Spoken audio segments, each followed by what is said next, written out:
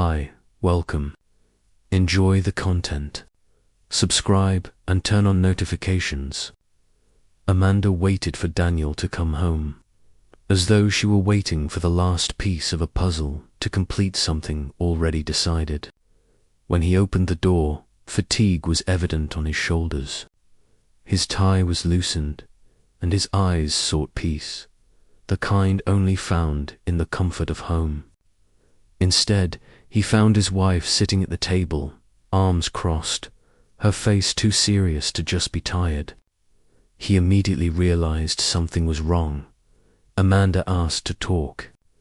It wasn't the first time they'd had one of those serious conversations, but this time there was something different. She got straight to the point. She wanted a divorce. No requests for time, no mention of a crisis, no suggestion of therapy. She simply said it, firm and final. Daniel froze for a second. His heart raced, but his face remained calm, as if his body was delayed in processing what he had just heard. The silence between them grew heavy. He slowly pulled out a chair and sat down, his eyes searching hers as though looking for a reason to believe this was just a moment of venting. But Amanda was firm, her posture the kind of resolve that comes from having already thought everything through. It wasn't an emotional outburst. It was a plan. Not knowing what to say immediately, Daniel took a deep breath. He told her that he loved her, that if any part of her still remembered the life they built, the sleepless nights with their young daughters, the trips to visit her parents, the late nights when he covered her with a blanket on the couch, she should remember all of that before moving forward. But Amanda seemed distant, almost mechanical. She said the problem wasn't him. He had always been a good father, a good husband, a decent man. But something inside her had changed, and as unfair as it sounded, she needed to follow a new path. Daniel felt his throat tighten. Still, he managed to keep his voice steady. He said that, as painful as it was, he would respect her decision. He wouldn't make a scene or start a legal battle. Everything would be done with dignity, especially for the sake of their daughters. Amanda seemed relieved to hear that. It was as if she expected resistance, but when she didn't find it, a small crack of guilt crept in. She mentioned she had talked a lot with Chloe, her longtime friend, who was also a divorce lawyer. That made Daniel frown. The phone calls, the meetings with just the girls, it all started to make sense. She had already been preparing the ground. From there, the conversation turned to the process. Amanda explained the mandatory 90-day legal separation period before the final divorce, and how, during this time, they could date other people without it being considered cheating. Daniel found the idea uncomfortable, but nodded. It felt like being in a bad dream where you hear absurd things but can't react properly. Still, he wanted to understand the rules. He asked if they would still live in the same house during this time, how they would handle the kids, who would talk to them, how they would split bills, and what to do with the car that was in both their names. Amanda suggested he find a place close to work. Something practical, since she would have primary custody of the kids, at least at the beginning. Daniel agreed, but insisted that he would never be an absent father. He requested to continue having dinner with the girls on Wednesdays and Sundays to keep some emotional routine for them. He also stressed the importance of explaining everything to the girls carefully so they wouldn't feel any guilt. Amanda listened, but she seemed disconnected, like someone who had rehearsed this conversation a dozen times and was now just waiting for it to end at one point. Daniel asked what was really going on. He asked if there was another man, if she was in love. Amanda looked away and said it didn't matter. The decision was about her, about the life she no longer felt was hers. That was worse than a confirmation. Daniel knew Amanda well enough to understand what that look meant. Even without hearing the confession, he felt the impact of a betrayal that might never be spoken aloud. Still, he didn't attack her. He said that if she believed this was best for her happiness, they should go through with it properly. But she needed to understand that decisions like this came with a price, no matter how modern the discourse of emotional freedom was. There were still 2 children in the middle, 2 girls, who still believed their mum and dad were forever. For the first time in the conversation, Amanda fell silent. It was as if her conviction wavered, giving way to doubt, but she didn't back down. She simply said it was too late. Daniel, drained of energy to argue, stood up and went to the bedroom. He sat on the edge of the bed, staring at a picture frame next to the lamp. It was an old photo from their vacation in Santa Monica. Everyone was smiling, the wind blowing their hair, an improvised backdrop of blue ocean behind them. It was the image of a life he had believed was still alive till just hours ago. Now, it seemed like nothing more than a memory Amanda was ready to erase. He returned to the living room and asked if she wanted him to leave the house that night. Amanda said it wasn't necessary and that they could organize it in the coming days. He then grabbed his phone, went to the girls' room, and watched them sleep. He returned to the couch with a pillow in hand. Amanda stood still in the hallway, as if she wanted to say something but couldn't. She turned around and went back to the bedroom. That night, Daniel barely slept. His mind spun with questions that would never have answers. But one certainty was already taking form. This separation would be anything but simple. And as much as he had accepted it with maturity, deep down, he felt that Amanda still had no idea of the consequences her choices would bring. The next morning, everything seemed the same, but the house already carried a different weight. Daniel made coffee, cooked pancakes, just as he did on Sundays. He called the girls down with his usual sweet voice. Amanda sat at the table as if the previous day had been just a nightmare.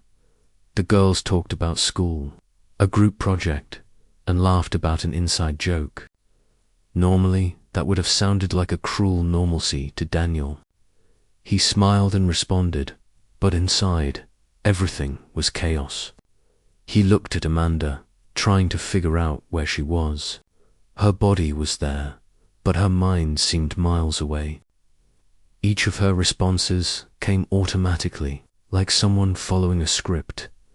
When the girls went upstairs to get ready, Daniel saw his moment. He asked if they could talk about the details of the separation. Amanda nodded. They sat on the couch, and Daniel, having thought through several possibilities overnight, suggested looking for a small apartment close to work. That way, he could save time on traffic and have more availability to see the girls. Amanda agreed, saying it seemed fair.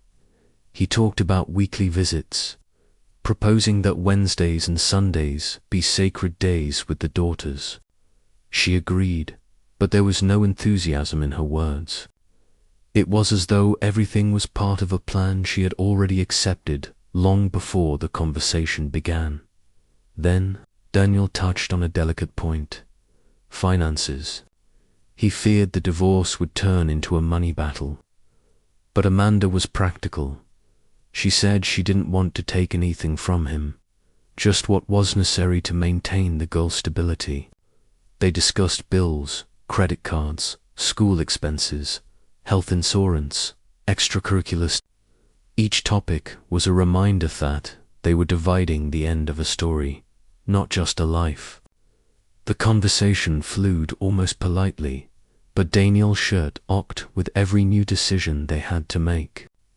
They discussed the car, which was in both their names.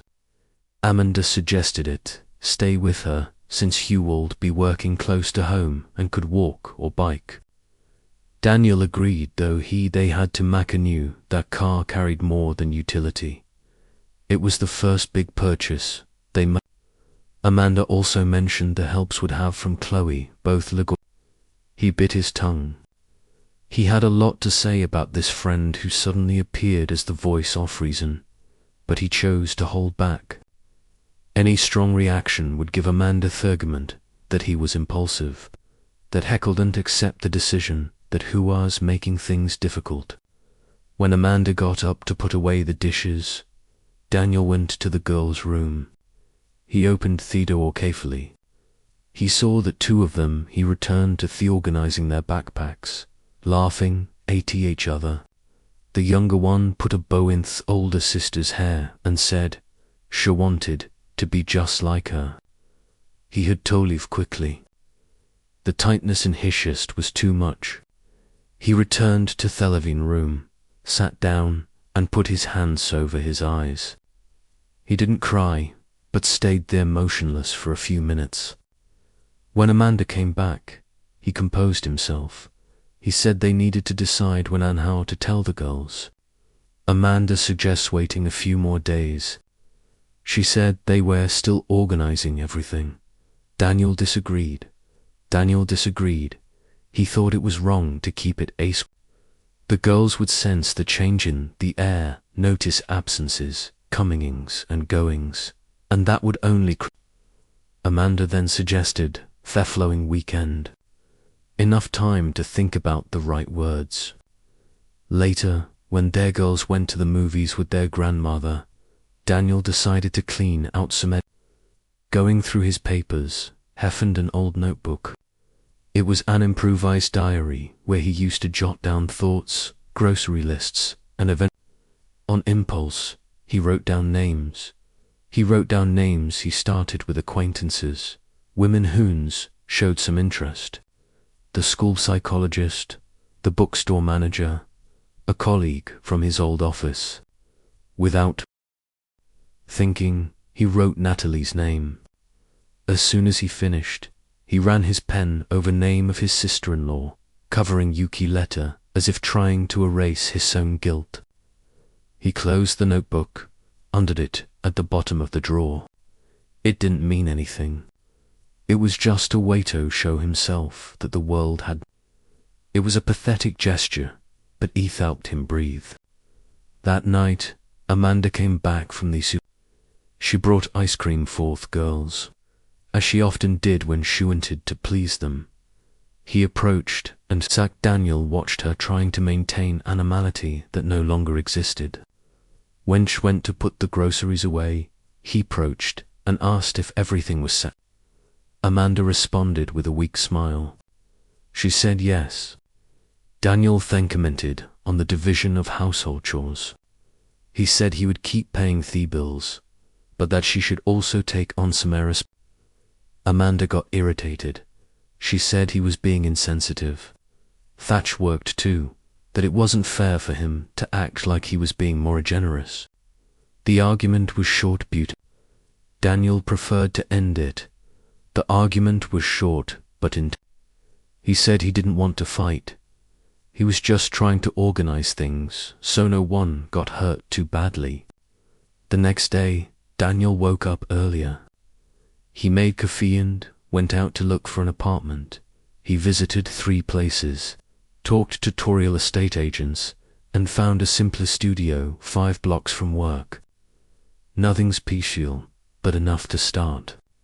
He signed a rental agreement and scheduled the MO for 2 weeks later. When he returned at home, Amanda was on the couch with day girls watching a movie. He entered quietly, went to the bedroom. Anne started packing his clothes into boxes. It was strange doing that. Without tears, it was strange doing that. Without tears, it was as if the morning had begun before the goodbye. Amanda passed by Theodore, stopped for a second, but continued without saying a word. That night, while Daniel was reviewing emails in his phone, he received a message from an old college friend. The friend said he had heard about the divorce through Chloe, that the news had spread too fast. Daniel simply typed, "It's true." Wend turned off the light. He realized he had been the last to know about his aunt's story. Amanda had already told her friends, already had a support network set up, plans made, options open. He was simply typed "It's true" still, at the beginning, trying to figure out how to keep living a life he no longer recognized as his own. Danielle scheduled a day with Amanda to tell vague. He didn't want to stretch this silence any longer. The girls already noticed the changes. The older one started asking why he left so early and came home so late. The younger one slept poorly, dreaming of confusing things. They sat together in the living room. The four of them. Amanda held the younger daughter's hand, and Daniel did the same with the older one. With a firm but soft voice, he explained that Dad would be living somewhere else for a while. That both of the older one greet them, still loved them deeply. That none of what was happening was their fault. Amanda tried to add, saying the Toodles needed to think about the future. The girls listened in silence. The older one cried softly. The younger one asked Adif, it was because of a fight. Daniel denied it, saying it wasn't because of a fight, but because of hard choices. After the conversation, they hugged both girls tightly. Amanda went upstairs with them, spending some time in the room. Daniel stayed seated alone, unable to get up. Inside, he felt like he had lost. Daniel stayed seated, a lonesome thing that might never return whole. The next day, he moved into the small apartment he had found near work. It wasn't full with makeshift furniture and thesmal of fresh paint. He carried 2 suitcases, a box of books, and a picture frame of the girls. He spent the day organizing the basics, trying to occupy his mind. When he stopped, he looked around and realized the silence. A silence that didn't bring peace, but a new kind of. For the first time in 2 decades, he slept in a bed without Amanda nearby. No sound of footsteps in the hallway. No Amanda showed up at his apartment later from the girls in the next room. That night hurt more than the day of the divorce request. A few days later, Amanda showed up at his apartment. She didn't send a message. She just knocked on the door with puff eyes, looking like she had gone through auras of tears that didn't fix anything. She asked to talk. Daniel was tired. Bav made space. She came in, sat on the couch, and after a long silence she told him about Logan, said she thought she was in love. Thatch believed he was a chance for a fresh start, a kind, mature, intelligent man. She said the meeting started by chance after a conversation with Chloe and that in recent months. They had seen each other frequently. Daniel listened to everything with the name Logan didn't surprise him. He had already Amanda tried to She said Logan promised to leave his wife, promised a new life, but after she filed for divorce. Hedda sappered, stopped responding to messages, started treating her like Logan promised to leave. He has 2 young children and a wife, who upon learning about the affair threatened to expose everything. Daniel stayed silent, not out of coldness. But Becca's words no longer seemed useful. She tried to explain more, saying she felt humiliated, betrayed. That Chloe had distanced herself, that co-workers were talking, that Natalie had reprimanded her firmly. She said she lost control of her own life, that everything had collapsed, and that now she realized how blind she had been. She hoped Daniel would say Amanda stuttered something, anything to ease her guilt, but he just asked, "Do you still love him?" Amanda stuttered. She said she no longer knew what she felt, that she only knew she was ashamed. Daniel got up, went to the kitchen, and brought her a glass of water. He handed it to her silently. He sat beside her and spoke calmly. He said he understood Linley's frustration, the desire for something new. But while she feed illusions with Logan, he was doing everything to maintain the emotional structure of the girls. He said she broke something he spent years building. Amanda cried. She said she never imagined the pain would come back at her with such force. Daniel listened to everything Amanda had to say that night. She talked about Logan, the empty promises, the shame after buying discarded like a mistake. She cried while trying to find in his words some relief, a helping hand to pull her out of the hole she dug herself. But Daniel was exhausted. He waited for her to finish and then, without raising his voice, simply said she needed to leave. He explained Thath couldn't help anymore, that he was already taking care of the girls' then new apartment, his own mental health. Amanda tried to resist and carrying her pain too was too much. Amanda tried to resist. She said she needed someone, but Daniel remained firm. You chose to leave. Now you need to deal with what that means. She stood still for a moment, as if expecting him to back down, but he didn't. Amanda then grabbed her bag with trembling hands and left with guilt-filled eyes. 2 days later, Amanda returned. She said she had left a code in his apartment.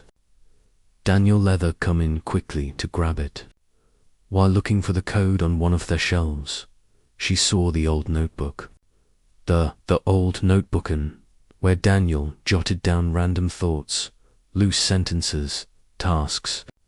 Without thinking much, she flipped through it and stopped at the page with the list. It was names of some she knew, others she had never heard of. But there, among them all, she saw one that made the ground disappear. Natalie, her own sister. Amanda felt her stomach turn. She closed the notebook forcefully, turned to Daniel with wide eyes, and contained rage. You made a list of women to date, including my sister? She asked, and with a voice faltering between shock and danger. Daniel looked at Amanda coldly. Yes, I wrote that. And you know what? From the moment you asked for a divorce, I stopped owing you any explanation. She tried to say it was Lo that had played the victim while acting like a jerk, but he didn't let it slide. You get involved with a married man, lied to him, lied to the girls, destroyed everything we built. And now you come here demanding accountability for a list written in a notebook. Amanda grew evil. She said he always acted. Daniel stepped closer, super ethical, and now behaved like vengeful teenager. Daniel stepped closer, looked her in the eye, and calmly said, You left me for another, and now you want to control who I can be with. If I want to date your sister, I will, because you lost the right to have an opinion about my life. When you turned your back on our family. She turned pale. She stayed silent for a few seconds, not knowing what to say. Tears came before words. Amanda tried to respond, but her voice wouldn't come out. She grabbed the coat, hurried past the door, and left crying. She grabbed the coat, hurried descending the stairs. She started to realize the truth she had avoided. While she thought she controlled everything, Daniel had already freed himself from guilt. He closed the door calmly, went back to the couch, and left the notebook there, abandoned. What once seemed like a simple distraction was now a The marriage no longer. Forgiveness perhaps did neither. But for the first time in a long time, he felt exactly where he needed Tobe, at peace with his own choices. The 90 days passed with the weight of Amanda couldn't bear keeping the 90 days past everything inside anymore. The lonely nights, the silence after the girls went to bed, the absence of messages, the lack of Logan, who had disappeared as I've never existed. With a broken heart, she arranged a meeting with Daniel. They met at a discreet cafe. Amanda was nervous, fidgeting with her hands, and when Daniel arrived, she got straight to the point. She said she had thought a lot, that everything had been a mistake, that the divorce was an impulsive reaction, and that deep down she still loved him. Daniel listened in silence. When she finished, Amanda was speechlessly replied firmly, "We'll meet tomorrow at the office to sign the paperwork." Amanda was speechless. He added, "I'm not interested in going back." Flustered, she asked, "Are you seeing someone?" Daniel gave a half smile. "I don't owe you any explanations anymore, but no, I'm not." She lowered her gaze. Her voice trembled. "And you? Do you think I'm still with Logan?" He looked directly into her eyes and asked, "Are you?" Amanda took a deep breath, trying to contain herself. He disappeared and tears streamed down. For the first time, the next day Amanda understood that she had lost everything, and that Daniel, that Common who always listened to her, was now at peace with the decision to move on. The next day, as planned, they met at the lawyer's office. Everything went quickly. Formalities, signatures, summer documents, read with. When the last paper was signed, Amanda looked at Daniel, hoping for some sign. He simply thanked the lawyer, put his copy of the documents away, and said goodbye.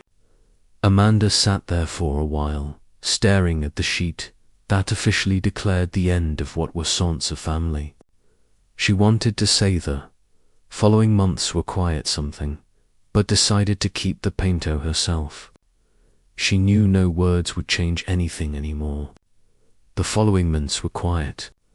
Daniel continued seeing the girls frequently, as agreed.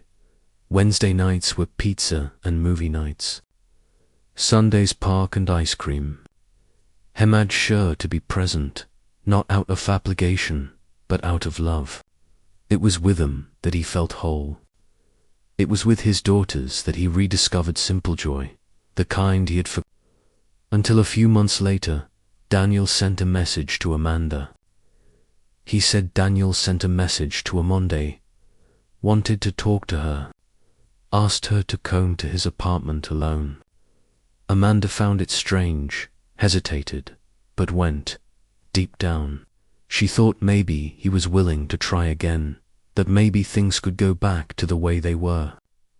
When she rang the doorbell, the door opened, and who answered was her sister Natalie. Amanda was in shock, eyes wide, body free. Natalie opened the door wider and simply said, "Come in." Amanda walked silently to the couch and sat down. Daniel appeared shortly after and sat next to Natalie. His expression was Amanda was in shock on. Amanda couldn't say a word. Daniel took the lead. He said he knew how hard this might seem, but he wanted to better.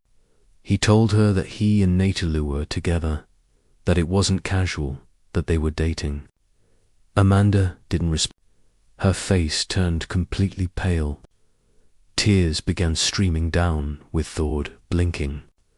She got up slowly, opened the door, and left.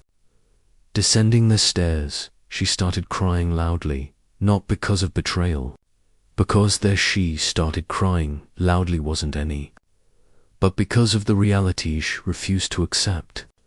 The world she destroyed, someone else rebuilt, and it wasn't her. Months passed, summer came, and with it, Amanda, absent-mindedly scrolling through social media, stopped at a post from her sister. A photo, Natalie, Daniel, and the two daughters, smiling, playing by a lake. They looked like a family. Amanda stared at that image as if it were a window to a past she herself burned. Without the strength to comment or like it, she just lowered her head and whispered, for no one to hear, "What have I done?" Thank you for watching the video. If you enjoyed it, don't forget to subscribe to the channel and turn on notifications so you won't miss any updates. See you next time.